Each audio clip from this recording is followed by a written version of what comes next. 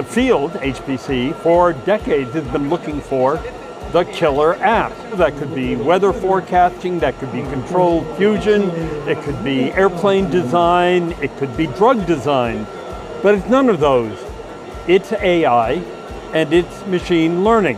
One thing that I find very interesting is just how these technologies can be used to develop new technologies. So developing software based on generative AI, allowing you to then quickly learn some new techniques, to do that with having the idea as opposed to having to spend a lot of time on the actual implementation of that, and then using the output of that to refine based on how you want to evolve it. So I think just like this almost like iterative loop that's being established here, and almost needing to really understand what's the best way to ask a question to be able to get the type of answer that you want. We are really at an interesting time. AI and HPC really coming together. And also from technology standpoint, there are so much innovation in this space in terms of both the chip itself as well as the computer architecture. Some of my favorite sessions here have been the one on black holes and then also on fusion. Just the breakthroughs there have been really extraordinary, and have just been really appreciating the perspectives on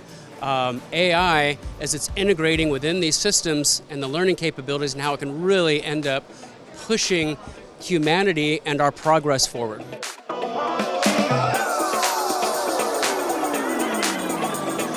The trend I'm seeing is that there's a lot more emphasis on quantum than there has been in past years, and particularly in how we're going to integrate quantum processors into HPC. None of us are sure it's going to work yet, and that's one of the things that makes it exciting.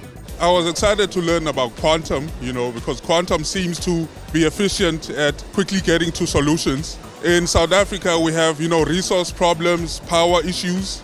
So the quicker we get to solutions, the better.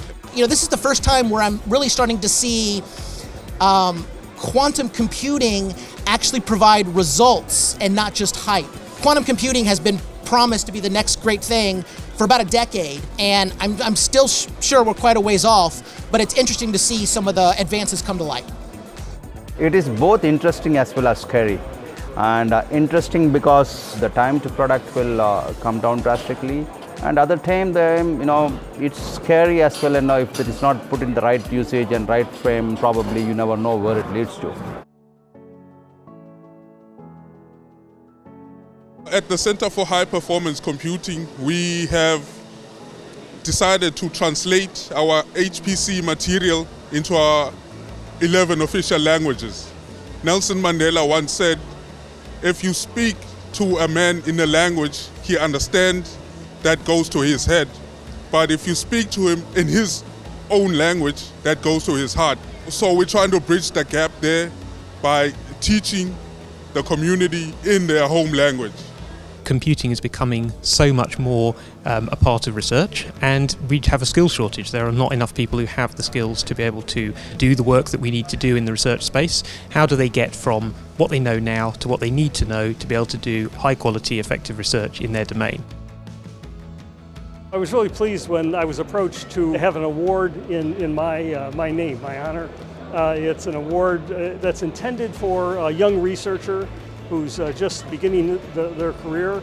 My feeling is that giving an award to somebody who's had a stellar career and has been recognized for accomplishments that have happened over a long period of time is a fine thing to do. But sometimes we don't recognize young, junior people who are coming up, and it's good, I think, to highlight the ability for those young researchers to make advances in the field. Thorsten Hoffler was the first recipient of it.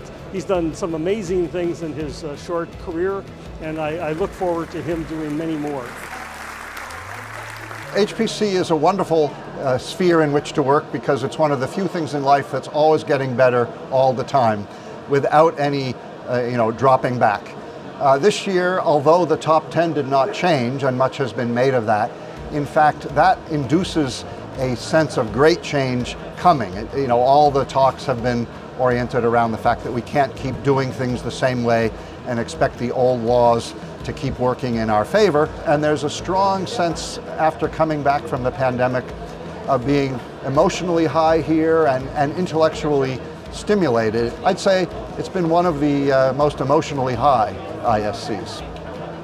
My name is Michaela Taufer. I'm a professor at the University of Tennessee, Knoxville, and I am the General Chair of ISC 2024. It has been indeed a fantastic event with great friends, vibrant, a lot of dynamic ideas, bold ideas. I think my colleague John Sharp did a fantastic job. It will be challenging for me to fit in his shoes, but I'm ready for the challenge, and next year we want to transform HPC with the help of the attendees. So I invite everybody, I challenge everybody to come back next year at ISC 2024 and help me to transform HPC.